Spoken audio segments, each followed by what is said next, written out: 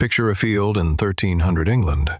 A farmer wakes when the sun hits his face, works until the task is done, eats when he is hungry, stops when it gets dark. No schedule, no shift, no boss, watching a clock on the wall. Now picture a factory in 1810 Manchester. A bell rings. At 5 in the morning, a child stands at a spinning machine for 14 hours straight, late by 2 minutes. Half a day's pay, gone. The only thing that changed between those two worlds was a device with 2 hands and a face. So how did a machine built for monks end up controlling every minute of your life? The first clocks weren't clocks at all. Around 3500 BC, the Egyptians drove a stick into the ground and watched its shadow move. That was it, the sundial. Humanity's first attempt to measure something it couldn't see or touch. The Babylonians carved the day into 12 parts. The Egyptians built massive stone obelisks that doubled as citywide sundials. Then, around 1500 BC, water clocks appeared. The Egyptians called them clepsydra. Water dripped from one vessel into another, and the level told you how much time had passed. They used them in courtrooms to limit how long a lawyer could speak. That might be the first time in history anyone tried to control someone else's time. But here is the thing. Nobody needed to know the exact time.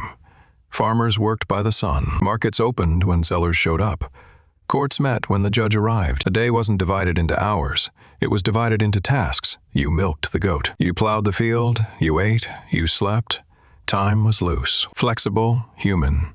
And for thousands of years, that was more than enough. The people who changed everything weren't kings or generals. They were monks. Around 500 AD, Benedictine monasteries ran on a strict prayer schedule. 7 times a day, every single day. Monks had to stop everything and pray at exact intervals. They needed to know when each prayer was due, even on cloudy days when sundials failed.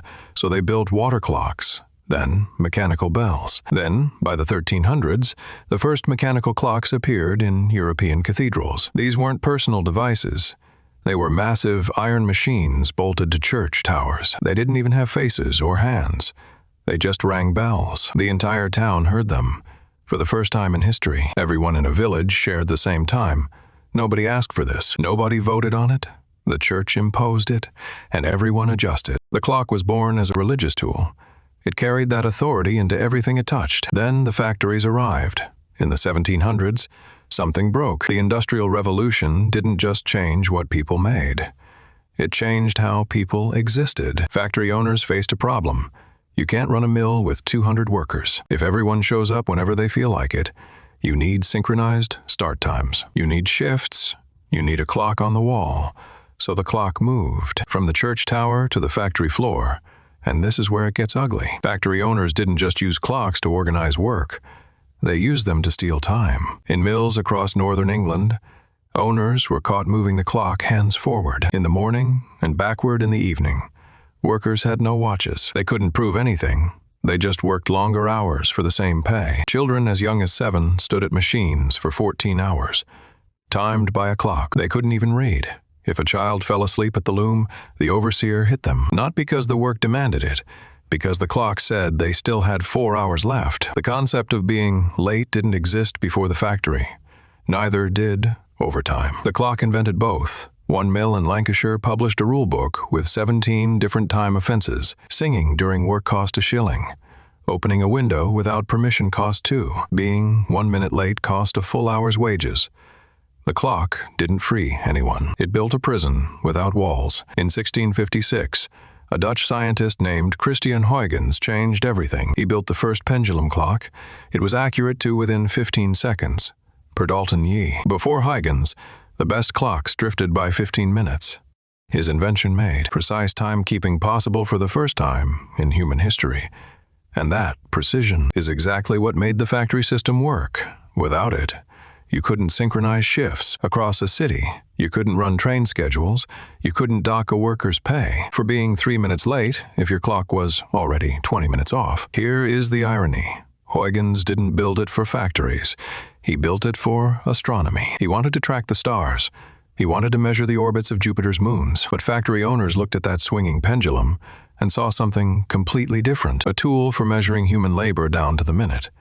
Huygens gave humanity precision, and the first thing humanity did with it was build a system of control. The pushback was fierce. In the 1830s, factory workers across England began smashing clocks. They understood exactly what was happening. Time wasn't being measured. It was being stolen, but the establishment crushed it. Governments passed laws requiring standard time. In 1880, Britain adopted Greenwich Mean Time as the national standard. Every town, every village, every farm synchronized to London. Local time died overnight, and nobody got a vote. Then the railways sealed it. If your town wanted a train station, you adopted London's clock. No debate, no compromise. The trains didn't wait. Before the railway, a town 20 miles west of London ran 11 minutes behind. Nobody cared. After the railway, that difference meant chaos. Within 50 years, the pocket watch became a status symbol. If you owned one, you were a person of discipline, of precision, the qualities the factory demanded. The clock went from church tool to factory weapon to personal identity. And once it lived in your pocket, it lived in your head. By the way, if you made it this far, you are clearly the kind of person who finds this stuff fascinating. If you want more hidden stories behind the things you use every day, hit subscribe. Now, back to our story. Today, the average person checks the time over 150 times a day. Not because they need to, because 2 centuries of training taught them to. The 8-hour workday wasn't designed around human energy or health. In 1817, Robert Owen coined the phrase, 8 hours labor, 8 hours recreation, 8 hours rest. It sounded humane compared to 14-hour shifts, but it was still a factory formula, a clock-based formula. And we kept it for 200 years without ever questioning whether it fit. In 2020, something cracked open. COVID sent millions of workers home. And for the first time since the Industrial Revolution, people worked without a factory clock on the wall. Productivity didn't collapse. In many industries, it actually went up. Workers who controlled their own schedules reported 30% less burnout. Companies that tried to force everyone back, they lost talent.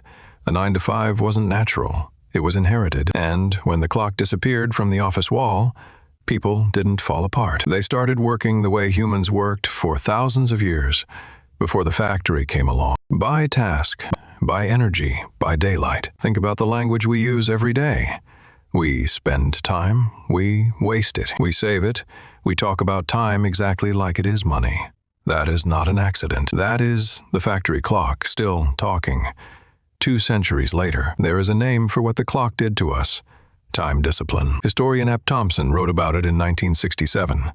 He argued that punch clocks, hourly wages, scheduled breaks, none of it existed before the mechanical clock. We invented a machine to count hours, and then we let it count us. Every culture before the factory measured time by seasons, by harvests, by the length of a shadow. We measure it in minutes and seconds. We panic when we're behind schedule. We feel guilty for resting. That guilt, the clock put it there. The clock gave us railroads, schedules, and the modern world. But it took something it can never give back.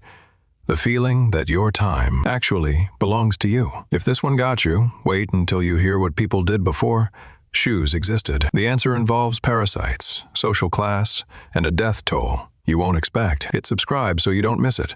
And if this one surprised you, drop a comment. I read every single one. History is everywhere.